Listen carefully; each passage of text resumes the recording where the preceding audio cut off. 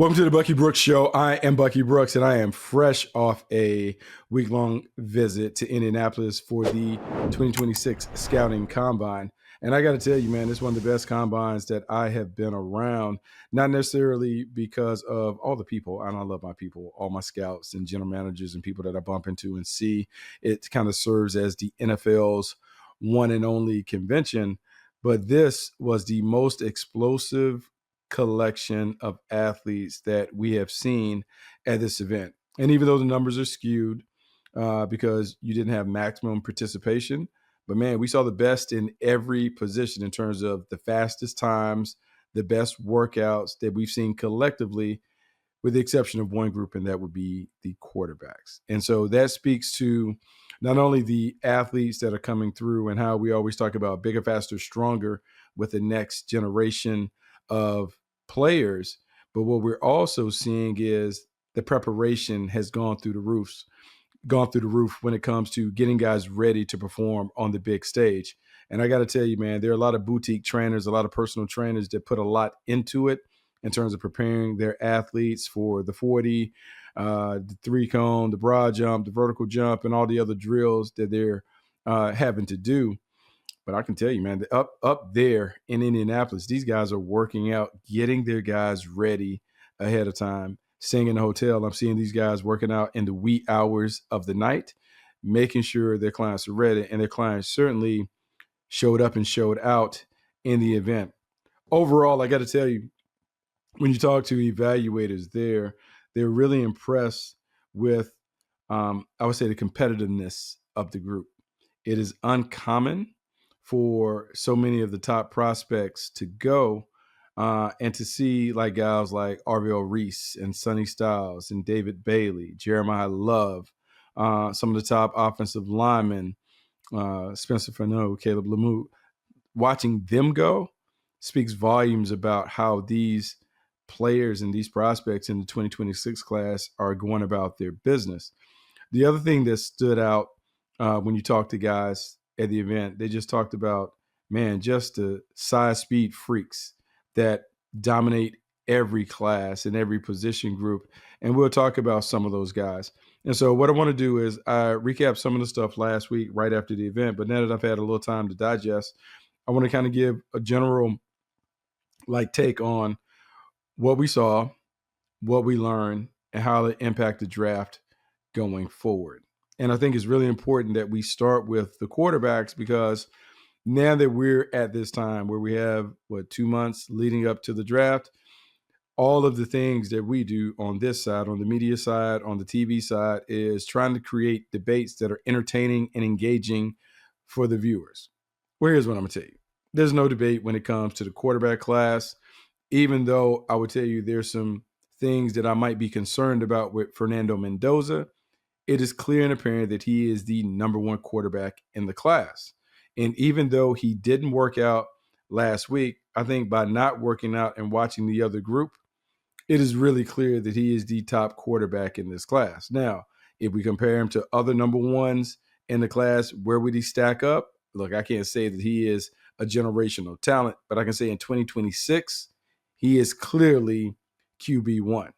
Now, here's what the skinny is on Fernando Mendoza. Crushed the interviews, not only in front of the media, but with the team in terms of just talking about who he is, what he's about, how he goes about his business, how he continues to conduct himself as a model leader, and how he was able to lead a team to a national title, a team that was viewed as underdogs for most of the plight, but he handled it in spectacular fashion in terms of being a high-end game manager that made plays at the high-pressure moments that really convinced people that he is going to be clutch when he gets to the next level. Even though he didn't perform, I thought it was really interesting that he was on the field, he was really engaged, he was really supportive of his peers, and that speaks volumes to who he is as a leader.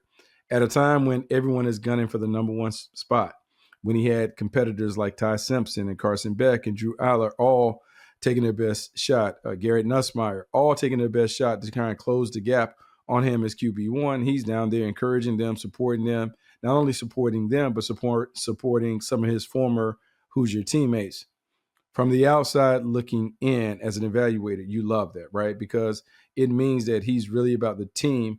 And even though everyone has pretty much penciled him in that he is going to be QB1, he still shows up for his guys. And what you hope is that is a part of his character. And that's a part of his character that is going to show up when he gets into the locker room, presumably with the Las Vegas Raiders.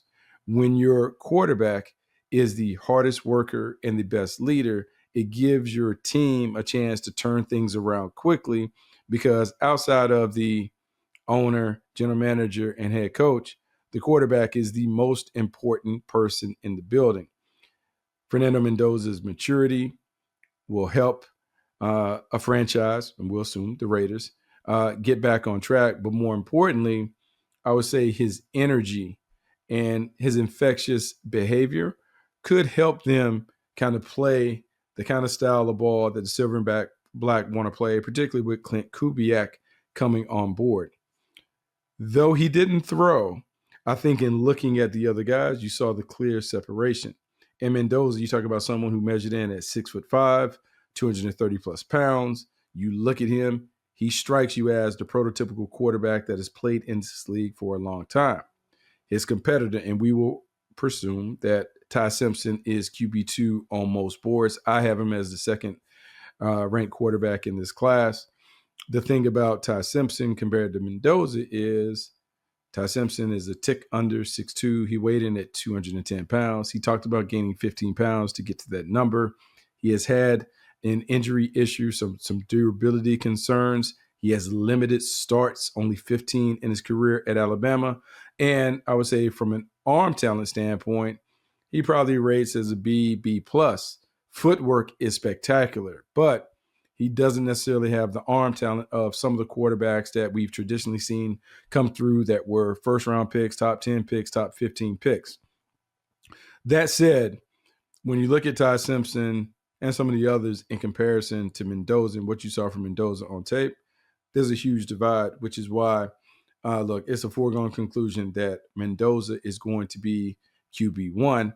But for the other guys, the debate is who's going to be QB2 and who's going to be QB3. Simpson, we'll talk about his workout. Now, the thing about Ty Simpson is son of a coach. Dad is a longtime college coach who certainly has trained his son well. When you look at Ty Simpson's footwork, his mechanics, man, they're darn near flawless. It's teach tape when you watch him operate from the pocket. When you watch him throw, the timing, the mechanics, all of those things are like a quarterback coach's dream. Ball comes out on time. It comes out on target. He has a natural rhythm to his game. He throws with touch, timing, and anticipation. And in an event like this, where it's really difficult when you have so many different wide receivers, I think you have to come away impressed with the way that he delivered the ball time after time. That's it. There's no defense on the field. So if you're throwing on air, you should complete 90% of your passes because there's no defense to change the passing lanes, to tighten up the coverage, to change the rhythm of the way that you have to throw. That's why it was important that in, I guess, batting practice, he looks good. And he certainly looked the part in that. You have to give him credit for doing all those things. He looked good. He gained weight. The accuracy and the placement of the ball consistently within the strike zone leads you to believe that, hey, man, he can throw the ball. He can spin it at a high level. The problems, and I've already talked about, stature, lack of experience, those things, there's nothing that we can do to change that going forward. So the teams that are interested in Ty Simpson have to wrestle with 15 or fewer starts. The people that have entered the league with a resume like that haven't fared well of late at the position. You think about Anthony Richardson, you think about Mitchell Trubisky, you think about Trey Lance. I mean, on and on and on. When you have such a limited sample size, it typically doesn't bode well for your transition to the pro game. Now, people are talking about, hey, well, he was at Alabama for a long time. He has been around the game. He went against that defense in practice. I respect that. But there's a difference between practices and games. But now, without those game reps, it's a little more difficult to project how his game is going to translate to the pros. Also, when you look at the young quarterbacks who've had a tremendous amount of success right away, game experience is the common denominator. From Bo Nix Jaden Daniels, Brock Purdy, even to a lesser degree, Caleb Williams. They played a significant amount of snaps as collegians, and that helped them parlay their success as college players into success as pros. Without that extensive resume, it's hard to say that Simpson will be able to do it, even though, from an IQ standpoint, from a processing standpoint, when you watch the tape, there's some things that you like. Lack of experience, frame is a huge concern. So he was solid in his workout and he helped himself in terms of performing, but the other stuff he can't change. And so he'll come away with a bit of an incomplete because he just can't change that he didn't play a ton. For the other quarterbacks that we saw, we'll talk about Carson Beck, Hispanics player, first at Georgia, then in Miami. I think you either fall in this camp where you like Carson or you don't like Carson.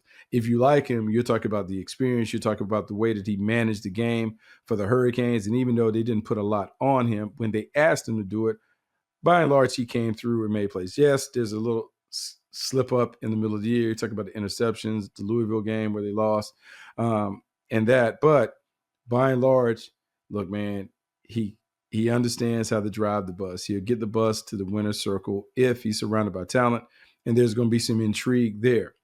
Also understand with him and Drew Aller, because Drew Aller showed up. Drew Aller looks the part. Talk about a big, picturesque quarterback who has a big-time arm, even though he doesn't control it consistently. There's a lot to like about him. And at a time where we saw Tyler Shutt go from Louisville as a seventh-year player, really with one significant season of playing time, have success with the Saints, there are going to be some people that are looking for that day two player that can potentially play better than his college tape and production suggests.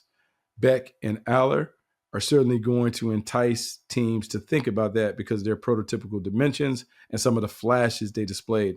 Lastly, at quarterback, Garrett Nusmire. People are going to talk about him. He talked about the injury that he suffered the second day of preseason camp. That's significant because people wondered why was there the fall off at LSU.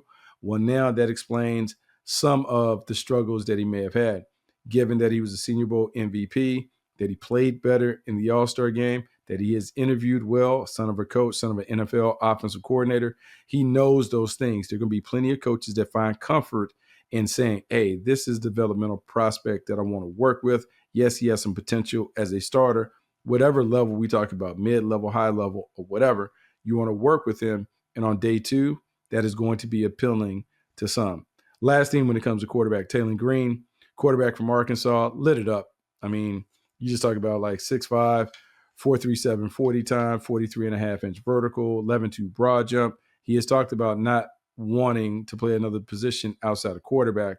But I'm going to tell you this, there's a team that is going to take him. They're going to say, hey, we're going to give you every opportunity to exhaust your options at quarterback, but please keep an open mind to potentially moving to wide receiver. You just don't see guys with that kind of length, explosiveness, athleticism at the position. There's going to be some intrigue about him moving to wide receiver because he has 35 touchdowns on the ground as a runner. He has 59 as a thrower. And that's not to say that he can't play quarterback, but he does have a parachute that could keep him in the league for a long time because of his athleticism. Now let's get to it because I think it's important for those who haven't tuned into college football all year. Let's play the hits and let's talk about the notable names that you need to know in this draft. Rather than get into the weeds and talk about these guys that are great performers, let's talk about the guys that everyone has heard about in their mock drafts. Coming into the combine, even though I waxed poetic about Fernando Mendoza for about 8 minutes, I got to tell you this. Coming into it, I felt like Jeremiah Love, the running back from Notre Dame, was the best prospect in the draft, and I am 100% convinced that that is the truth based on how he performed at the combine. At the combine, Jeremiah Love, a guy who has 2 1,000-yard seasons, who has a penchant for putting the ball in the paint from distance, he did not disappoint. And I've said this in my notes. He's the total package. He's explosive. He's electric. He has balanced body control. His jump cut is unlike any that I've seen since the days of LaDainian Tomlinson, which is a huge compliment to Jeremiah Love, given the fact that LaDainian Tomlinson is a Hall of Famer. But he has everything. Production, performance, physical tools on display. A+, hands, routes, showed all that. But the things that are going to stand out, man, 4.37, putting it down. And it made you look at his tape again, and you could just see the home run ability. And even though the NFL is not a game where you see a lot of big plays from running backs, that kind of speed, that kind of skill set leads you to believe that, look, he's a top 5 pick. And I know we're at a point where we don't take running backs in the top 5 because there's all this consternation about running backs and you won't get to the second contract, yada, yada, yada. But here's what I know. The guys that traditionally go up there that have been drafted, man, they don't miss, and they have spectacular talent that leads you to be able to put the offense on their back. Saquon Barkley didn't disappoint with the New York Giants. He was everything that they wanted. And then when he got an opportunity to lead a better Philadelphia Eagles team, he led them to a Super Bowl, 2,000 yards, confirmed it. Think about Christian McCaffrey and what he's been, a perennial Pro Bowl player, a guy who has kind of entered every club that you can enter, 1,000, 100,000, whatever it is, receiving, catching. He's the ultimate offensive weapon in the league. He was taken out. He did not disappoint as a top 10 pick. Even Bijan Robinson, who had a great year last year, who can do everything as a runner and receiver. He has not been a disappointment. I put Jeremiah Love in those categories. And when I look at the draft board right now, look, he can't go 1 because the Raiders already have Ashton Genty. The New York Jets just put the franchise tag on Breece Hall, so they're out of pocket. But Arizona, Tennessee, even the New York Giants, you can make a case that he could go to any of those teams and immediately upgrade them. Even though Arizona doesn't have a quarterback, there's not one that's worthy of being selected at 3. You take Jeremiah Love, you now have someone that you can build around. At 4, the Tennessee Titans, if you look at the common denominator for their success, they have always had a dominant running back in the backfield. Eddie George, Derrick Henry, Chris Johnson, whenever they've been at their best, it's an A-plus running back in the backfield. Who's to say that Robert Saleh and Brian Daboll, remember, Brian Daboll was there with the Giants. He had Saquon Barkley. Saquon Barkley helped Daniel Jones play a lot better. Who's to say that Jeremiah Love, paired with Cam Ward, couldn't help the Titans offense get back on track? And then it's the usual suspects. New Orleans Saints at 8, someone to pair up with Alvin Kamara to get Tyler Shutt in this offense to take another step. And then the Kansas City Chiefs at 9, if they were hoping that he was going to slide to them, good night. Katie Waterboy is not going to happen. They're going to have to trade up to get him, and that would be perfect for them because the one thing that they're missing on offense, everyone points to the wide receivers. They've had a dominant running back, and without a dominant running back, it puts so much pressure on Pat Mahomes. Now that he might be a bit compromised with the ACL, you may need better weapons around him to help this offense continue to operate at a high, well, I can't even say continue, to maybe get back to operating at a high level with Andy Reid at the control. So Jeremiah Love, check, check, check. He's everything that we talked about. Now, the biggest debate that we've seen when it comes to draft circles is who's the edge rusher to go. There's been David Bailey from Texas Tech, who is everything that you want to see, explosive, fast, has a knack for getting to the quarterback. And you have Arvell Reese, who has been a bit like a unicorn that people are chasing and trying to find the next Michael Parsons. Well, when you watch them work out, man, this debate is going to go down to the end. It won't be decided until draft night because David Bailey first, we'll talk about him, 6'4", 251, 33 3/4 inch arms, 10 1/4 hand, ran a 4.50, 40, 35-inch vertical, 10.9 broad jump. And when you watched him after that go through the position drills, dynamic, fluid, I'm going to say this, he's better than I expected because I saw a guy that was a bit robotic when it came to it. Super explosive, but a bit robotic when it came to sequencing his moves. Much better athlete than anticipated. Now you open your eyes up at 2 if you're the New York Jets and wonder, look, we just traded Jermaine Johnson. Maybe David Bailey is the guy. But before you put David Bailey in pen on your mock draft, you got to talk about Arvell Reese and what he did. 6'4", 241, off-ball linebacker with pass rush skills, 4.46 40 time. A-plus athlete, explosive, smooth mover. You watched him in the movement drills. There's nothing that he can't do. We talk about the limited experience and all that and maybe being a step late with read and reactions. You cannot dispute how fast he gets there when he discovers it, when he diagnoses it. man, his 0 to 60 is breathtaking. And that performance makes you think, what kind of chess piece would we have if we have an off-ball linebacker that can rush the passer, a la Micah Parsons? Could he be the next one? Those two guys, the debate is hot and heavy over which one deserves to be the choice when we talk about the first edge rusher off the board. Now, it's complicated because Sonny Styles also jumped up, showed out at the combine. And we don't talk about inside linebackers being marquee positions, right? Because it's off-ball linebackers. Some treat them like the defensive version of running backs. You got to have the defense in place before you get the spectacular linebacker, even though Roquan Smith would suggest otherwise, given his impact that he's made from being a top 10 player, first with the Bears, now with the Baltimore Ravens. Sonny Styles, who I've likened to Fred Warner, given his length and size, he showed us that he's potentially Fred Warner plus with his athleticism. 6'5", 244 pounds, 32 and 7/8 arm, 4.46 in the 40, 43.5-inch vertical, 11.2 broad jump, 1.56 10 split, meaning coming out the box, he is explosive. This is somebody who started as a safety and moved his way into the box. And as we think about the way the league is evolving, where you're having these hybrid players that are linebacker safety types, we're seeing teams play three safeties, we're seeing nickel defenses utilized on every down with a designated playmaker featured on the second level. Sonny Styles' exhibition of athleticism has defensive coordinators, man, knocking on their general manager's door saying, hey, he needs to be the one that we get on defense because he's the chess piece that could take our defense to the next level. Given the tape, you see him run around sideline to sideline. You see him playing coverage. I will say this. The production doesn't match the potential based on his athleticism. But, oh, boy, the athletic potential leaves you thinking about what could be if the light goes on for him. Sonny Styles was a fringe top 10 prospect entering the combine. He's a lock to go in the top 10 now. And I'm thinking about the Washington Commanders at 7 being in play just because he's so explosive, so dynamic. And you just think about having somebody like that on your front 7. What can you do with those kinds of guys? I'll say some other standouts that kind of pop for me throughout the event because those are the notable names. Kenyan Sadiq, tight end from Oregon, certainly showed up and showed out.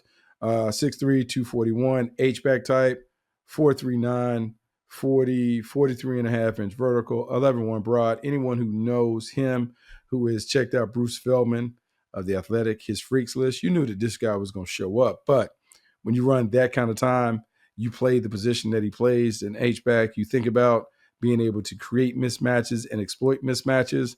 That kind of athlete gives you the freedom to be able to do that if you're a creative play caller.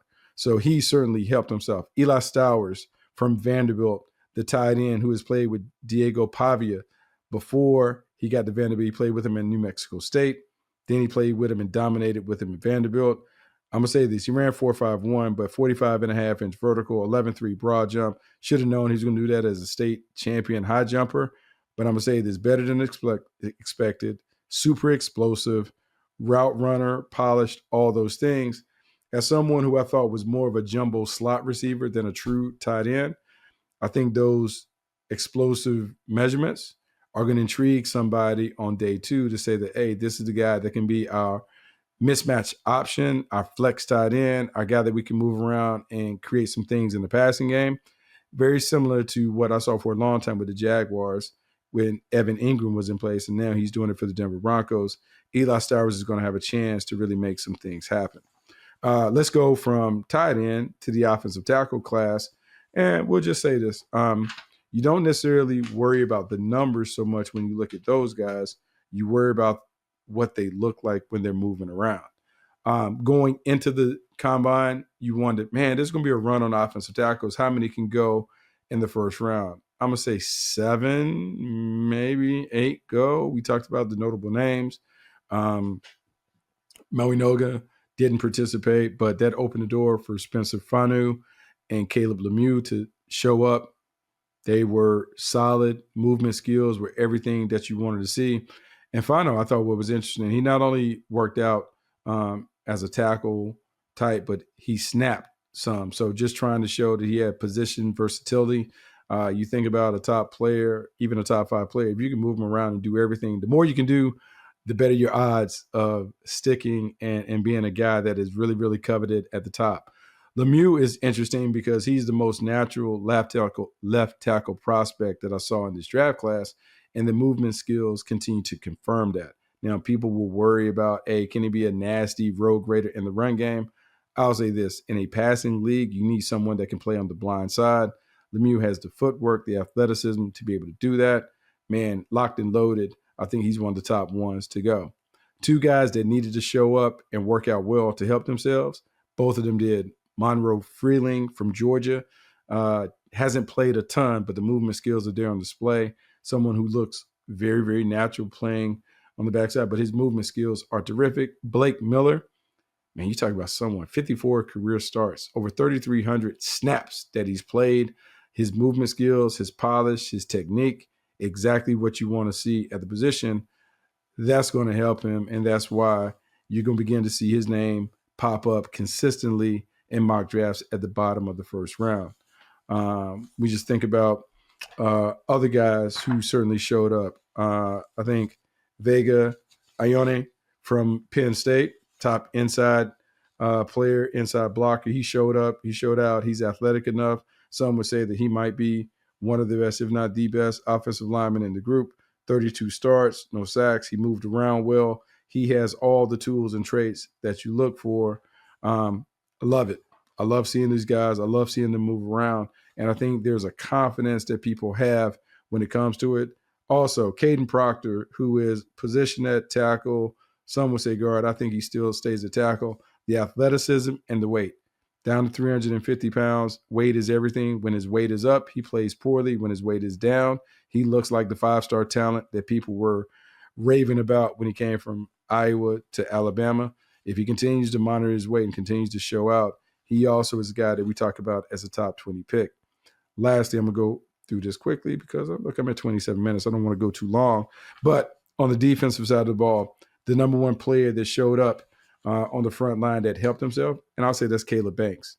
And the reason why Caleb Banks helped himself is because he's someone that flashed at times throughout his career, but injuries cut short his final season. This season goes to the Senior Bowl, flashes again, but you just don't know what he's going to be. Well, when you measure in at 6'6", 327, you run a 5.04, you have a 32-inch vertical and 9'6", he confirms that he's a freak, he's explosive, and he has enough flashes on tape to make someone pull the trigger at the bottom of the first round. You just don't see guys that are big, fast, and physical with violent hands. That's why Caleb Banks is going to go, and he's going to go high. Some other notable standouts that I think it's important for us to bring up. Jacob Rodriguez, man, I just love good players that have instincts, awareness, great tape, has production. Well, the biggest question for Rodriguez from Texas Tech is what was he going to test like?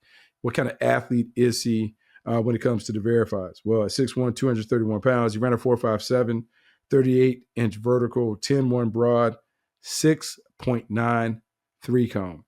3-cone is the L drill where you see them kind of move around and come across the cones.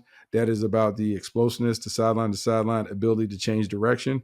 He has that. And now when you pair, I would say, a B-plus athletic profile with an A-plus resume, he has a chance to go early in the second round. And I think everyone who loves him as a player is going to continue to love and rave about him. Let's go to the DBs. Oh, other linebacker that I want to talk about, Anthony Hill from Texas. Rarely talked about. People have always talked about C.J. Allen kind of being the top linebacker, and rightfully so. But I'm going to tell you, Anthony Hill has caught some eyes. He was a really good player.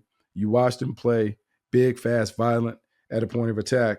But, man, 4.51, 37-inch vertical, 10.5 for someone that is 6'2", 238 with really solid tape. Don't be surprised to hear him begin to get into that discussion as a first-round linebacker. At DB, at safety, I think the biggest winner would be Dylan Thieneman from Oregon. And the reason why, he has created the buzz is, one, when you looked at the tape going all the way back to his time at Purdue, center field player, can move around sideline to sideline, great instincts and awareness, had 6 interceptions as a freshman. The next year, Purdue led the team in tackles, goes to Oregon, shows that he can do all the things that we saw in the back end, but also play in the box and play in the slot. Well, 6 foot, 201 pounds, 4.35 40, 41-inch vertical, 10.5. We talk about those resumes matching. When your athletic profile matches your playing resume, you have a chance to be a first-round pick. Man, this dude strikes me as a top 20 player. I wouldn't be surprised to see him continue to operate in that mode. Other guys that showed up and were really, really impressive during the workouts, I'll say this. Colton Hood, really good, athletic. His numbers match the game tape. He helped himself. Chris Johnson, the cornerback from San Diego State, he helped himself. 6 foot 195, 4.4 40. When you watched him on tape, you question the speed and those things. That will alleviate some of the concerns for scouts in terms of what he is and what he can be. And then finally, safety Bud Clark from TCU, 6'1", 188, a ball hawk, 4.41 speed, that 38-inch vertical with those hands, that playmaking ability that he displayed throughout his time. There's going to be a lot of excitement about him. There's going to be a lot of excitement about this class, and I can't wait to continue to talk about it. Now, one thing that came up before the combine, there was a lot of conversation about my Jaguars and my Jaguars not sending their general manager, head coach, and EVP, Tony Boselli. But I got to tell you, look, much ado about nothing, and I know there was a lot of commentary about that. Here is what I know about it just from outside in. And electing not to go because so much of it is on video. You get all the data and the information. The Jaguars were trying to eliminate some of the biases that can impact the way that you make decisions on guys in the draft. If you think about the combine and how I just rattled off all those numbers and those things that can change your eye when it comes to looking at the tape, particularly after that. Well, I'm going to say this, like, even though the tape is the tape, you are influenced by those things that you see, and they're trying to avoid that. But I got to tell you, the Jaguars had a bunch of their guys on boots on the ground, a bunch of their scouts. I saw them. I passed by them every day. So even though the top guys weren't there, the grunts, the guys that do the bulk of the work leading up to the draft, they were there, so they were in attendance. So don't worry about that. The Rams have done that. Guys that come from that Rams tree, they operate like that. So look, it's a new way of doing things at a time where we have Zoom and virtual interviews and we have the combine on TV. Some are saying that there's a more efficient and effective way to do it from afar. Lastly, can't wrap up. Some would say maybe I'm burying the lead, but this just came across while we're taping the pod. Evidently, the Arizona Cardinals have said that they are releasing Kyler Murray. Now, I had all that conversation about those quarterbacks and people wondering who QB2 is. Well, with Kyler Murray hitting the market, it's going to change the way that some of these teams operate as it relates to the draft. Kyler Murray, you can say whatever you want to say about the injuries, and some will say about maybe the enigmatic personality. Look, man, this dude was a top pick, number 1 overall pick. He was an offensive rookie of the year. He's been a multiple Pro Bowl player. And when he's on, that offense has produced fireworks for the Arizona Cardinals with him at the helm. Now that he's on the open market, some people have to decide and determine, can they get the best out of him? The teams to watch, the Minnesota Vikings, because if you think about this dual threat playmaker in Minnesota with the weapons around him, with a quarterback guru in Kevin O'Connell, why wouldn't you think about pairing him up there? And if you're Kyler Murray, why wouldn't you want to go to an offense that already has the pieces in place in a defense that could help you get to the Super Bowl? Kyler Murray being released, it was expected, but now that we know that it's happening, oh man, that certainly changes the dynamic of the draft. With the quarterbacks, it also changes how things are going to proceed when we get to free agency. The next time that we meet up again for the Bucky Brooks Show, we'll talk about that and more. We'll talk about some of the other moves and transactions that are on the horizon, but we'll wrap up the Combine Show and talk about never have I ever been more impressed with a set of athletes that put it down in Lucas Oil Stadium. Until next time, I'm Bucky Brooks. This is the Bucky Brooks Show. We will see you soon.